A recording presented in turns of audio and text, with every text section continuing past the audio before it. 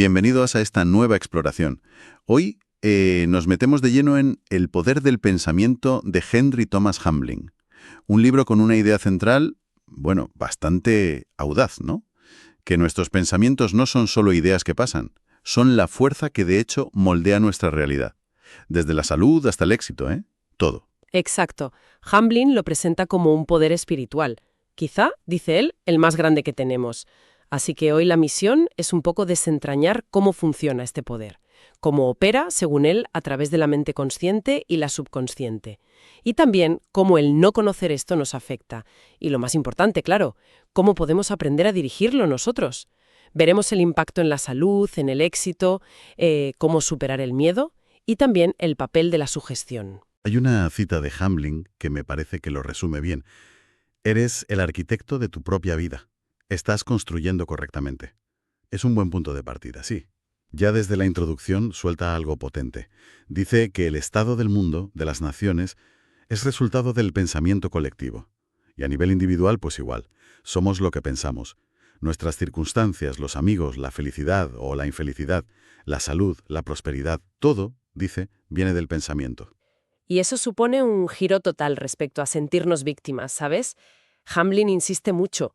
La desarmonía, la enfermedad, la infelicidad, no vienen de fuera, de un destino malo. Nacen de un desajuste interno, de no estar en armonía con lo que él llama el universo ordenado. La clave no está fuera, está dentro, en el tipo de pensamiento que cultivamos. El desorden, al final, es una creación propia, por no conocer esta ley, digamos. Vale. La premisa queda clara.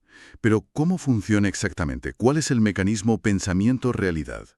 En el capítulo 1, Hamblin distingue dos mentes. La consciente, que es la que usamos para razonar, para pillar datos por los sentidos, leyendo, hablando, la que saca conclusiones. ¿Y estos pensamientos, qué pasa con ellos? ¿Se quedan ahí flotando? Pues no, según Hamblin, ahí está el kit de la cuestión. Esos pensamientos conscientes pasan al subconsciente. Y el subconsciente, bueno, es la mente de la acción. Es como el almacén de la memoria, el instinto, pero sobre todo es una reserva enorme de poder, de inteligencia. Su característica crucial, y esto es vital entenderlo, es que funciona totalmente por sugestión. No razona, no discierne, solo acepta y ejecuta. Ciega y fielmente ejecuta las órdenes, o sea, los pensamientos dominantes que le llegan de la mente consciente. A ver, entonces, si el subconsciente solo ejecuta, ¿significa que una vez que un pensamiento, digamos, se instala ahí, ya no hay nada que hacer? ¿Somos como robots de nuestras ideas pasadas? Es una buena pregunta, sí. Hamblin diría que no perdemos el control del todo porque siempre podemos cambiar los pensamientos que metemos en la mente consciente, ¿no? Pero sí que recalca la inercia y el poder tremendo del subconsciente. Si lo alimentas todo el rato con pensamientos destructivos, odio, fracaso, miedo, pues las acciones que salgan de ahí van a tender a ser destructivas, es lógico. Y si cultivas pensamientos constructivos, éxito, buena voluntad, fuerza, pues las acciones irán en esa línea. Por eso dice que es imposible tener pensamientos malos en secreto sin que al final se manifiesten fuera.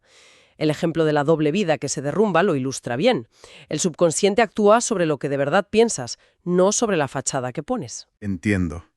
La mente subconsciente como un motor potentísimo, pero ciego, digamos. Esto nos lleva directos a ¿por qué tanta gente sufre sin quererlo? Son víctimas de la ignorancia y la sugestión, como explica en los capítulos 2 y 3. Efectivamente. El capítulo 2 habla de la ignorancia. Mucha gente no piensa en negativo a propósito, sino porque no saben el poder real que tiene eso. No son conscientes del efecto demoledor de pensar habitualmente en, bueno, lo que él llama impureza, o en ira, venganza, miedo, fracaso, enfermedad. Creen que son solo pensamientos, pero Hamblin dice que van minando el sistema nervioso, debilitan la voluntad y te llevan a tomar malas decisiones. Usa un ejemplo que llama mucho la atención sobre el ayuno para explicar esto, ¿verdad? Aunque, ojo, con una advertencia importante. Sí, y es crucial recordarla. El ayuno siempre bajo supervisión experta, pero el contraste que plantea es muy gráfico. Compara a alguien que ayuna a la fuerza, en inanición, con la mente llena de miedo a morir de hambre, y que, según los casos que cita, muere rápido. Y lo compara con alguien que ayuna voluntariamente para curarse, enfocando la mente en la salud, en la superación, y que puede experimentar mejoras muy grandes incluso en enfermedades serias. La diferencia clave, dice Hamblin, no es solo que falte comida, sino el estado mental. El pensamiento de miedo mata, el de salud y confianza cura. Y además de nuestra propia ignorancia está la influencia de fuera, la sugestión. El capítulo 3, estamos bombardeados constantemente. Menciona ejemplos muy claros como un abogado sugestionando a un testigo o un hipnotizador que te hace sentir calor con algo frío. Claro, esos son los ejemplos más obvios. Pero lo interesante es cómo lo lleva a lo diario. Ver a alguien estornudar y pensar automáticamente, ya está, ya me lo ha pegado. O la publicidad, sobre todo la de remedios de la época, que a menudo creaba el miedo a la enfermedad para venderte algo. O incluso la sugestión de masas, cómo las emociones de la multitud te pueden arrastrar y anular tu propia razón. La anécdota esa de Jerome K. Jerome que lee un libro de medicina y cree tener todas las enfermedades menos una, es graciosa pero ilustra perfectamente cómo la sugestión, hasta la que nos hacemos leyendo, nos afecta un montón. Si somos tan influenciables, ¿cuál es la salida? Los capítulos 4 y 5 hablan de superación y de creación consciente. El secreto de la superación, capítulo 4, parece que está en afrontar los problemas primero, en la mente. Exacto. No se trata de no pensar en los problemas, ojo, eso lo considero un error, porque te debilita. Se trata de enfrentarlos mentalmente, pero con una actitud de aurigera, de fortaleza, de determinación. Contrasta la preocupación, que la describe como destructiva, que crea como surcos mentales negativos, con esta especie de confrontación mental audaz, y sugiere herramientas como las afirmaciones, ya sean psicológicas o más espirituales, para luchar contra pensamientos de miedo o fracaso. Y aquí mete una técnica clave, la visualización mental, o como él lo llama, mental picturing. ¿Y cómo va eso de la visualización? ¿Es solo pensar en positivo y ya está? Es algo más activo. Consiste en reemplazar a propósito las imágenes mentales negativas que nos vienen, el desahucio, la ruina, la enfermedad, ¿sabes?, por sus contrarias positivas, las que deseamos. Un hogar seguro, prosperidad, salud. Hamblin dice que estas imágenes positivas, si las cultivas con constancia, no son solo fantasías, tienen una tendencia natural a materializarse en la experiencia real y además fortalecen nuestro carácter. Esto conecta mucho con la idea del capítulo V. Somos creadores de nuestro propio mal. La idea de que el universo en el fondo está ordenado y se basa en amor y cooperación, y que nuestro sufrimiento viene de que nosotros no estamos en armonía con esa ley. Correcto. Cambiando la creencia de base del caos a orden, de lucha a cooperación, cambia el pensamiento y, por lo tanto, cambia la experiencia. La anécdota del sabio y los viajeros lo clava. Cada uno ve en el pueblo nuevo un reflejo de la gente que dejó atrás, porque proyectan lo que llevan dentro. Nuestro mundo individual es como un espejo de nuestra mente. La vida en sí, dice él, es buena. La desarmonía la creamos nosotros por no alinearnos con ese orden divino o ley universal. Y si aplicamos esto al éxito y la salud, capítulos 6 y 7, parece que la actitud mental es lo primero.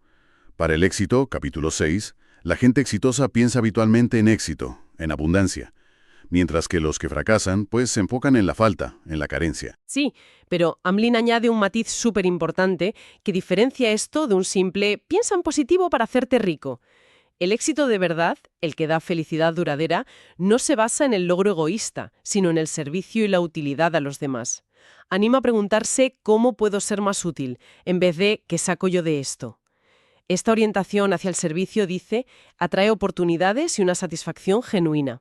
Y advierte, el éxito material buscado solo por ambición puede volverse un amo tiránico. Y en cuanto a la salud, capítulo 7, su postura es todavía más radical, diría yo. Afirma que el pensamiento y las emociones son el factor más importante. Incluso por encima de la dieta o la genética. Es una afirmación muy fuerte, ¿sí? Sobre todo para su tiempo. Defiende que pensar constantemente en enfermedad crea una condición que la favorece. Nos anima a cultivar activamente pensamientos de salud, de vigor. E identifica 3 estados mentales que roban la salud. 1, sensualidad, que en su contexto se refería a pensamientos que él consideraba bajos o impuros, creyendo que quitaban energía vital. 2, el resentimiento, odio, rencor. Y 3, la ansiedad, preocupación, miedo, tensión. ¿Y cómo se lucha contra eso? Pues cultivando activamente los opuestos. Contra la sensualidad, la pureza. Elevar la mente a ideales más altos. Contra el resentimiento, la buena voluntad y el perdón, de verdad, que generan armonía. Y contra la ansiedad, el descanso mental, la paz, la confianza. El pensamiento correcto es preventivo y curativo. La raíz de todo desorden, insiste, es la separación mental del orden divino. Alinearse trae armonía. Los siguientes capítulos profundizan en esto del poder de atracción y la necesidad de controlar el pensamiento. El capítulo 8 habla del poder atractivo del pensamiento. Creamos una atmósfera que atrae cosas similares. Exacto, como el refrán, Dios los cría y ellos se juntan. Nuestros pensamientos dominantes generan como un magnetismo personal. Usa una metáfora muy visual, las dos puertas de la mente. Una abierta a pensamientos elevados, pureza, bondad, salud, y otra a pensamientos destructivos, miedo, odio, debilidad. Y dice que es imposible tener las dos abiertas a la vez. Enfocarse en lo bueno, lo que él llama realidad o cielo, abre la puerta positiva y cierra la negativa. Negarse a darle vueltas a lo negativo corta la fuente. Y la buena voluntad hacia los demás es clave para crear una atmósfera personal atractiva. Pero, claro, lograr metas, sobre todo las más elevadas, requiere control del pensamiento. Capítulo 9. No vale solo con desear algo, hay que dirigir los pensamientos con firmeza. Y lo presenta como un entrenamiento constante, una disciplina. El ejemplo del hermano Lorenzo, el monje que entrenó su mente para sentir la presencia divina hasta fregando platos, es muy gráfico. Descubrió que dirigir la atención a lo superior transforma la experiencia de lo más normal. Este control mental es necesario para acceder a niveles más profundos de conexión espiritual. Menciona distintos grados de oración. Y también en la vida diaria, para mantener el rumbo.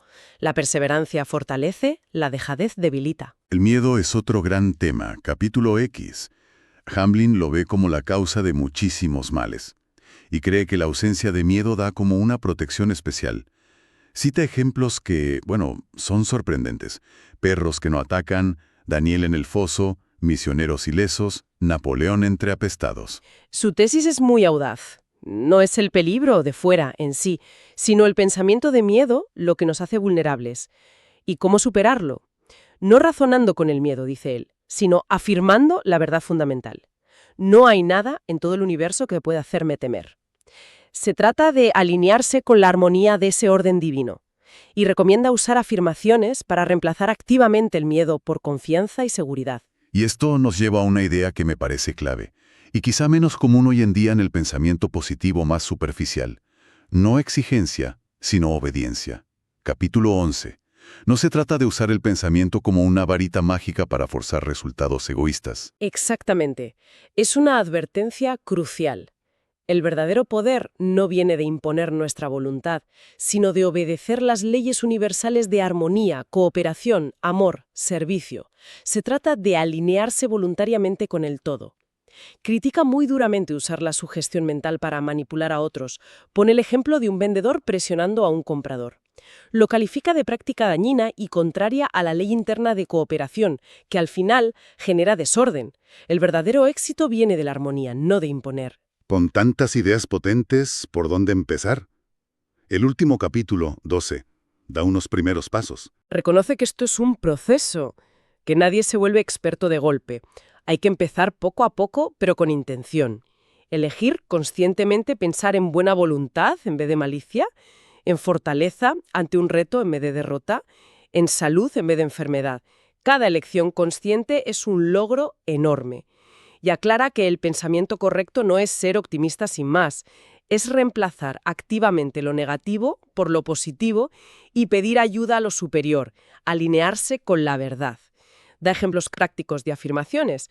Ante enfermedad, Dios es mi salud. Ante pobreza, Dios es mi abundante suministro. Ante odio, Dios es amor en mí. Sugiere meditar en ellas y rechazar rápido las sugestiones negativas que nos lleguen durante el día. El mensaje final queda clarísimo. El cambio empieza dentro. Superamos las circunstancias creciendo nosotros por dentro. Como dice Hamblin, solo podemos construir nuestro carácter en la medida en que vencemos en el pensamiento. Y esa frase final es potente. No debemos pedir tareas a la medida de nuestras fuerzas, sino fuerza a la medida de nuestras tareas. Resume perfectamente la filosofía del libro. El poder y la responsabilidad están en nuestra mente. Bueno, pues hemos recorrido las ideas clave de El poder del pensamiento. La tesis es muy consistente. Nuestros pensamientos son una fuerza creadora fundamental. Moldean nuestra experiencia de vida de una forma muy profunda. Y un hilo conductor constante es esa necesidad de alinearse con un orden divino o una ley universal basada en el amor y la cooperación, en lugar de funcionar desde la lucha egoísta. Esto nos deja una reflexión para el final, ¿no?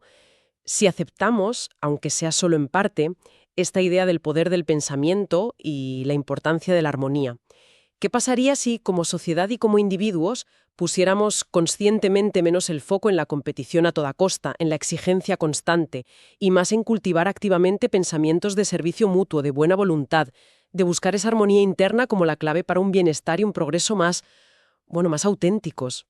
Ahí lo dejo.